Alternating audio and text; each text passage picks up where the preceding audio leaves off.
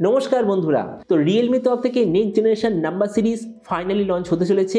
Launch ডেটটা হলো 16ই জানুয়ারি। আর এই ভিডিওতে আমরা লঞ্চের আগে লাস্টবারের মতো দেখে নেব যে ফোনটার মধ্যে কি ডিজাইন হবে, কি স্পেসিফিকেশন হবে, আর যে দামে আসবে তো সেই দামে সবচেয়ে বেস্ট অলরাউন্ড ডিভাইস হবে কি হবে না, এই ভিডিওতে আমরা এটার সম্বন্ধে আলোচনা করব। তো চলো শুরু করা যে ভিডিওটা কোনো সময় নষ্ট না করে, আপনি যদি গ্যাজেটাল বাংলা চ্যানেলে প্রথমবার আসেন আর এরকম বাংলা টেক ভিডিও ডেইলি দেখতে চান, তাহলে গ্যাজেটাল বাংলা চ্যানেল সাবস্ক্রাইব অবশ্যই করে নেবেন। তো প্রথমে আমরা আলোচনা করবো এই স্মার্টফোনটার ডিজাইন সম্বন্ধে। তো যেমন দেখতে পাচ্ছেন এবার যে রিয়েলমি 14 Pro Plus পেছন দিকতে দেখতে হবে এক্স্যাক্টলি এরকম। এর পেছন দিকে এবার আপনি পাবেন একটা কালার চেঞ্জিং ব্যাক কভার, মানে যখনই ফোনটা আপনি টোটালি ঠান্ডা এরিয়া ইউজ করবেন ফোনের পেছন দিকের কালারটা চেঞ্জ হয়ে যাবে, আর যখন আপনি ফোনটা একটু গরম এরিয়া ইউজ করবেন পেছনের কালারটা হয়ে যাবে সাদাটে, মানে উজ্জ্বল টাইপের একটা কালার। আর এর সাইডে আছে প্লাস্টিকের ফ্রেম, এর থিকনেস হলো 7.9 মিলিমিটার আর ওয়েট 194 গ্রাম। ডিসপ্লে দিক থেকে এতে আছে 6.83 inch 1.5K 120 hertz 10 bit quad curved OLED display, তার সঙ্গে 240 হার্জের টাচ সামিং রেট, 2000 হার্জের ইনস্ট্যান্ট টাচ সামিং রেট, 3840 হার্জের পিডালো ডিমিং রেট, 2000 নিটসের brightness, 20:9 aspect ratio, 94% screen to body ratio.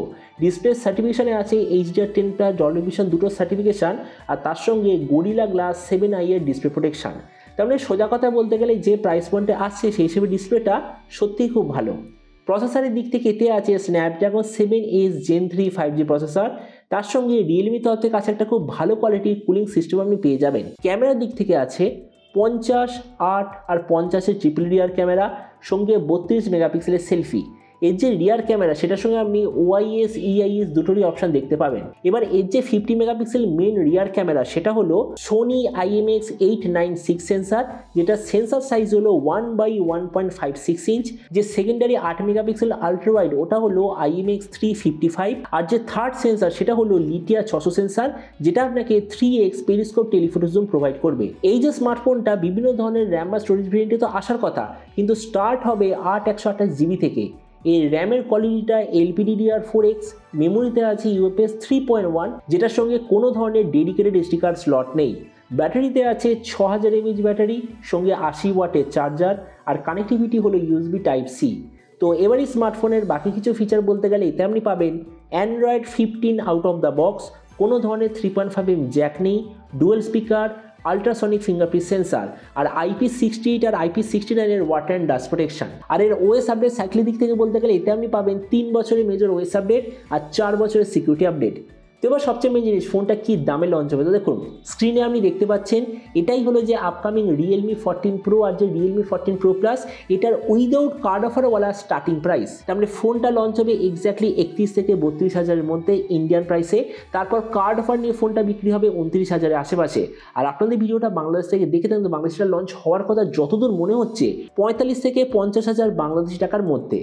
তো এবার সব ভিডিওর মধ্যে কিন্তু আমি কি জানাবো এই যে স্মার্টফোনে যে আসতে চলেছে এটা কি প্রাইস পয়েন্টের মধ্যে সবচেয়ে ভালো, নাকি এর চেয়ে বেটার অন্য কোনো স্মার্টফোন অ্যাভেলেবেল আছে। দেখুন আমরা যদি এই মুহূর্তে 30 হাজার টাকার আশেপাশে দেখি, তো এর সঙ্গে একটাই ফোন ভালোভাবে কম্পিট করতে পারবে, ফোনটার নাম হলো Redmi Note 14 Pro Plus। তো আমরা যদি রেডমির ফোনটার সঙ্গে কম্পেয়ার করি, প্রথমত ডিসপ্লে, এই দিক থেকে আমি বলবো রিয়েলমি অল্প একটু বেটার। কেননা দেখুন দুটো স্মার্টফোনের যে ডিসপ্লে প্যারামিটার এক্স্যাক্টলি সেম, কিন্তু রিয়েলমি ডিসপ্লে যে PPI আর যে কার্ভের ক্যাটাগরি বা বলতে পারেন কতটা ডিগ্রি কার্ভ হচ্ছে সেটা একটু বেটার কম্পেয়ার টু রেডমি। তো এই জন্য সেই দিক থেকে আমি বলবো রিয়েলমি একটু বেটার। প্রসেসর দুটোতেই আছে স্ন্যাপড্রাগন 7S Gen 3, মানে এই দিক থেকে কোনো ডিফারেন্স নেই।